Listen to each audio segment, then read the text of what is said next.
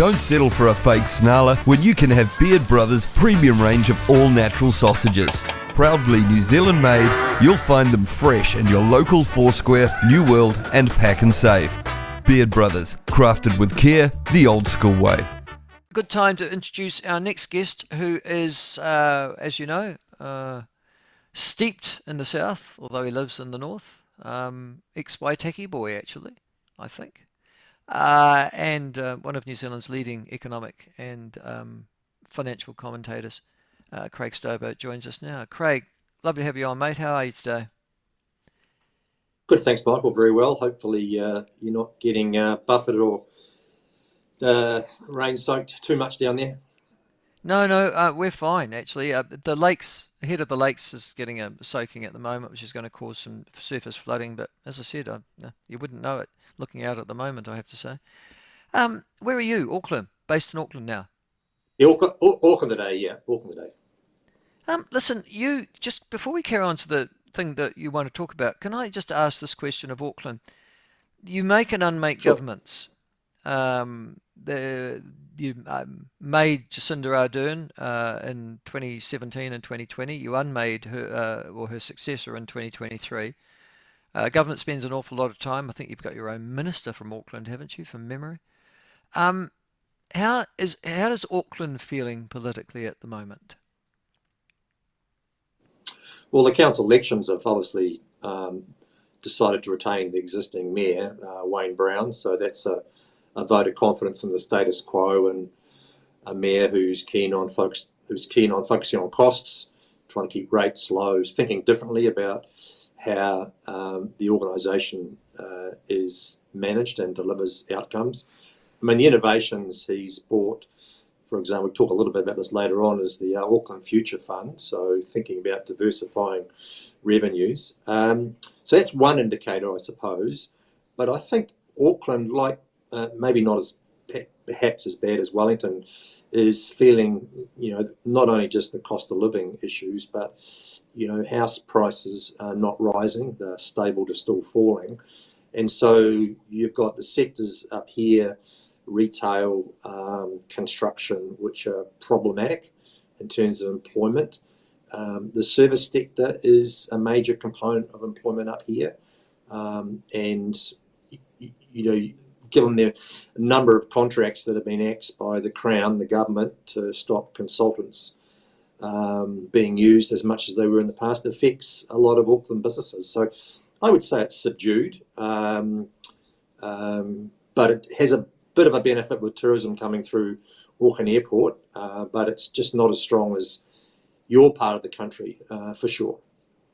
I'm really interested in this concept because it's been talked about a lot in the last couple of years, Craig, that house prices need to be rising or stable for people to feel as if the economy's growing and that they're confident. When it's government policy, it would seem, with the intensification of housing and the number of fast-track housing projects out there, to really reduce demand, and therefore that must have an effect on price. The two seem in mutual contradiction to each other. Have I got that wrong? Well, no, there's several layers. You and I can talk all we like about numbers and macroeconomic pieces, but actually what matters is for people is what they feel or see themselves. So they see their household costs going up with rates, insurance, and the cost of living through food, for example, and they see sales in their local area around houses. And there's an effect called the PIGU, P-I-G-O-U effect, which is how you feel about your wealth with related to housing. So if your house price is not going up, you just don't feel as wealthy and therefore not as confident as you would be when prices are rising. We've spoken a little bit about this before. It's not only just the fall in the price of a house, it's what you get for selling that house today in real terms that has also affected all of us. So $1 in 2020 is only worth 75 cents today in terms of purchasing power. It's a huge loss of purchasing power in addition to the house price fall. So it matters a lot. And of course, you've got the tension between householders who own a house and have an interest, an economic interest in where that house price goes. And those who don't have a house and would like to buy one and need supply, they need apartments, they need new housing to enable them to get to build a home for their family. And they're two different sets of voters. They really are. Okay. Listen, and talking about voters, because there's an election in a year's time, a general election, which just come around very quickly. The Labour Party announced this week their first crack at trying to, I guess, sketch out something of an alternative economic vision and a set of financial policies with their future fund. I have to say it seemed underwhelming to me, but then am I biased? What's a dispassionate analysis of what Chris Hipkins announced this week? Yeah, so from a commercial perspective and, declaration of interest, I'm a founding director of the Auckland Future Fund, so I have a little bit of insight into those sort of models. The key thing is the purpose. What is the purpose of this fund? The purpose of the Auckland Future Fund is to deliver two objectives. One is a return over time to ratepayers, and secondly, to preserve capital of that fund. And its first job was to sell down its circa 10% holding in Auckland Airport and realise a 1.3 billion roughly, which is now available for investing in a diverse range of activities here and overseas. So it was very clear about what that intended to do.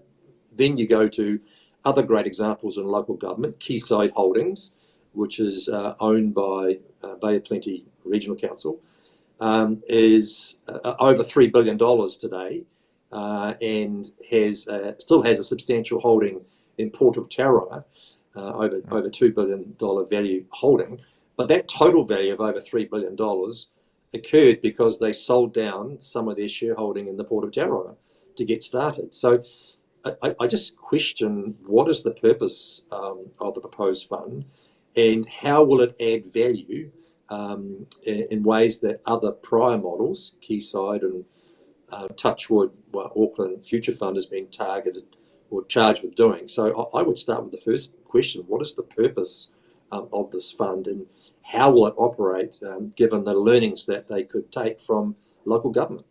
All right. Now, the other thing that you wanted to talk about was actually talking about talking. The free speech concepts, the movement of the Broadcasting Standards Authority to extend its remit, it would appear, beyond traditional media in this country, and seek to bring a whole series, including the platform and particularly Sean, I think, under their control, or certainly under their codes of conduct, etc. You've got some thoughts on that? Yeah, I do. I was thinking about it from a regulator's perspective. I can talk in principle terms here rather than the particular case at hand. But there's a very good German philosopher, Hannah Arendt, who tried to describe a definition of individual freedom, which I think is quite helpful. Individual freedom occurs when those individuals or those citizens can participate in decisions that restrict their freedoms. And so regulators tend to be in the camp of restricting freedom in some way. So you need to think about, call it the regulatory triangle of how regulators should operate within a system. And the first part of that triangle at the top is, what is the public value that you're trying to achieve? Is it a harm reduction? Is it promotion of a public good of some kind? So being very clear about what that public value is. Then you look at the second part of the triangle, which is, where do you get your support from to get to that public value? And generally it comes from two sources. One is the remit you have from the Legislative Assembly, the parliamentarians. They write a law, a statute. It says very clearly what you're supposed to do in law. But your second source of support is the community in which you operate.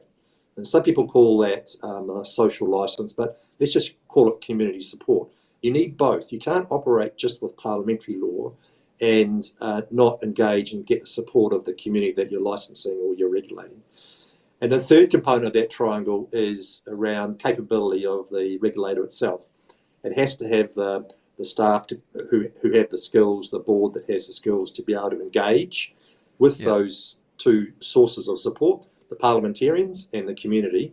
And you have to do 2 or 3 things really, really well. You have to identify the problems that go to that public value. And secondly, you have to fix them. And thirdly, and perhaps most importantly, you have to tell a story about how you're achieving the public value by fixing problems, identifying and fixing problems. And storytelling's really important to keep the support of the community behind you. Well, and so in this particular case, how does that translate to you? Well, I don't have any particular sort of judgment on what's happening. I think the question in front for the minister is to look at all those components. You know, you've got to look at the public value that's required to be achieved. Can I ask you, do we actually need broadcasting standards at all? Well, the law goes back to the late 80s, isn't it? The Broadcasting Yes, Act. I think late 1989, 80s. the Broadcasting Act, yeah. Okay. Well, there you go. So you've got an old piece of legislation, and technology's moved on.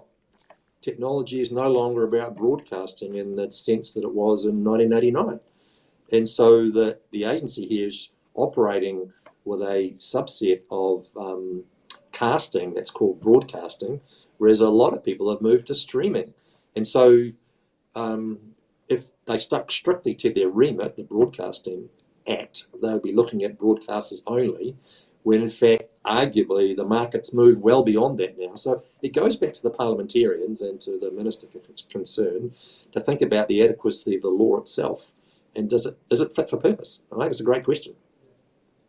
Well, it's clearly not, and I think that's sort of generally accepted. The issue then becomes, though, do we actually need broadcasting standards at all? Don't settle for a fake snarler when you can have Beard Brothers' premium range of all-natural sausages. Proudly New Zealand made, you'll find them fresh in your local Foursquare, New World and Pack and Save. Beard Brothers, crafted with care the old school way.